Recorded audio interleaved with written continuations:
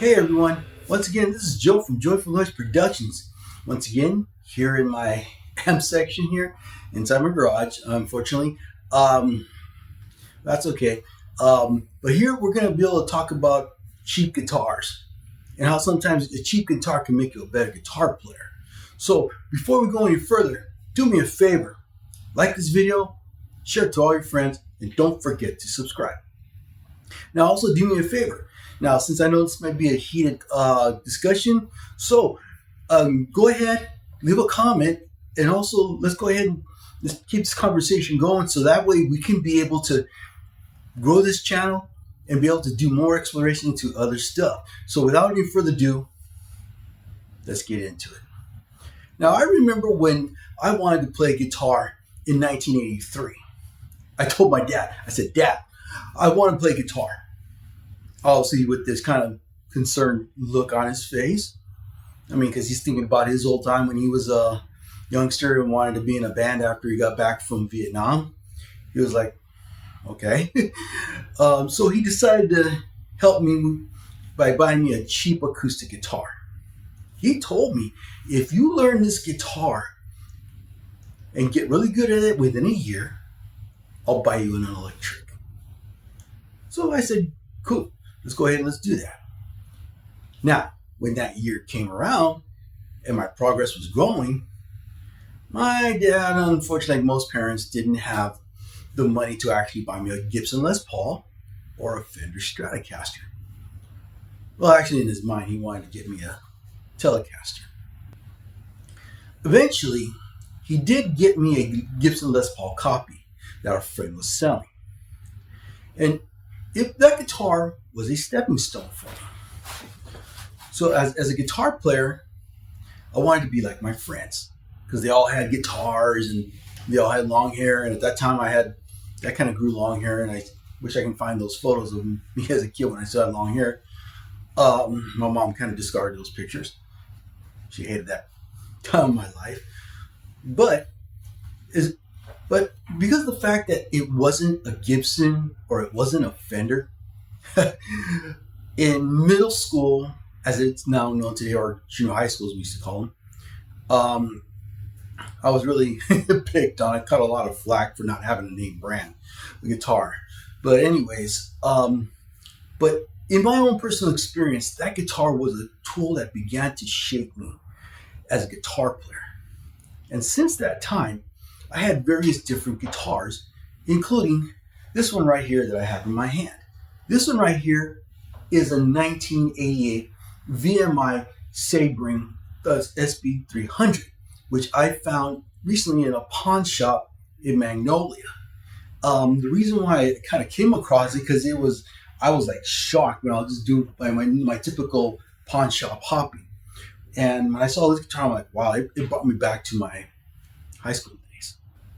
The one thing I learned, regardless of what kind of brand of guitar you may get, you're always going to encounter the beginner's problems. All that comes when you start to learn guitar, whether you buy a Fender, a Gibson, or even if you buy a Squier, an Epiphone, or even some of these Amazon brands or Temu brands. The beginner's problems always come with learning guitar. You're going to be dealing with string buzzings because the calluses on your fingers have not developed yet. Your hands are going to cramp. The strings are not going to sound in tune. And you're going to have this feeling of the guitar always fighting with you. But those imperfections, whether it's from a name brand guitar or from a cheap copy from the Asian Pacific, those things are going to shape you as a guitar player. Eventually, you're going to come to a point in your guitar playing where you're going to feel that the guitar has stopped fighting with you. The notes will sound clearer.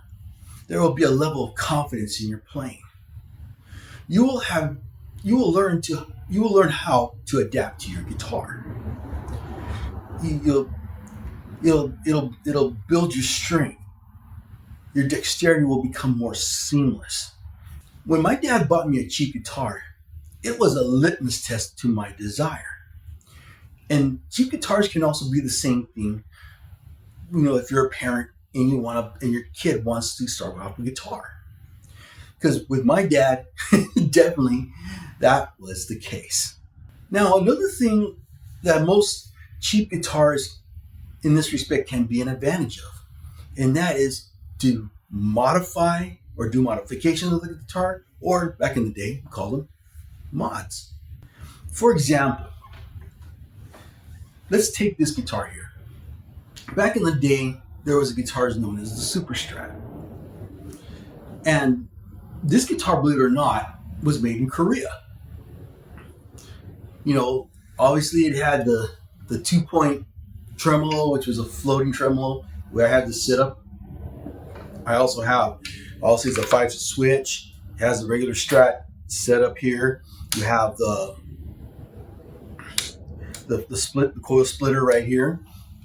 I had all the bells and whistles of that time. And this became somewhat of a staple for me as a growing guitar player.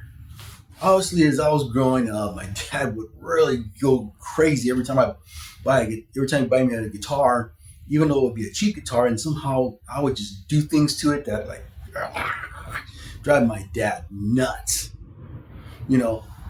Especially for example, for this guitar, obviously because the way it's set up, I wanted to get a Floyd Rose for it. Eventually, I saved up money to get one and had it professionally installed. But because of that kind of desire I had, I was already experimenting with mods and just doing those things that would help me become what they call a tone chaser. And since that day, it has never stopped for me. Now, as we come across the guitar market today, now with there are plenty of options out there, I know it's going to be some of them that are still going to want that name brand. Sometimes even those name brands end up being in the used market after 2 years because eventually the desire just fades out. Here is where, as a parent, I would encourage other parents to do what my dad did. And I know this video is going to be like, well, it would have been nice to have told me this before Christmas. Okay, but here's a little bit in case you're still one of those parents that haven't gone to that step yet. This is what what's now available today. Buy them a guitar on Amazon or Temu, and you tell them, listen, you learn how to get good on these guitars, I'll get you a better one. That's what my dad did. And because of that, I had become the guitar player that I am now. And that desire and that hunger to play and to experiment with it surprised my dad. I'm like, sure, it drove him nuts, but my dad realized it's his passion. I could see it in him. And just like my dad, you'll be surprised at what this kind of litmus test this can reveal. We think about guys like J Sound Guitars, we think of the Bald Shredder, sometimes we even think of Guitar Max, and many of others that have promoted cheap guitars. Sometimes even some of them have talked about them. Now, me personally, do I have a soft spot for these types of guitars? Of course. These are the guitars that have made me the guitar player that I am today. There's no shame in getting a nameless brand. Now with Amazon and Temu, these brands are starting to come up. You think of brands like Leo James, West Creek, Grote,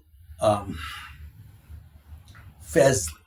You think of all those types of guitars, and they're gaining some bit of notoriety, but yet they still get hackled at, and people still kind of make light of them. But I will tell you from personal experience, even as from a parent's point of view, these guitars will be a stepping stone. And eventually you will find them getting a Fender or a Gibson, but not out of your own pocket. So But anyways, that's just me. I'm just telling you what I think. So before you go, please do me a favor. Like this video, share it to all your friends, and don't forget to subscribe. And let's go ahead and let's keep this conversation going. So until next time, I'll see you on the next one.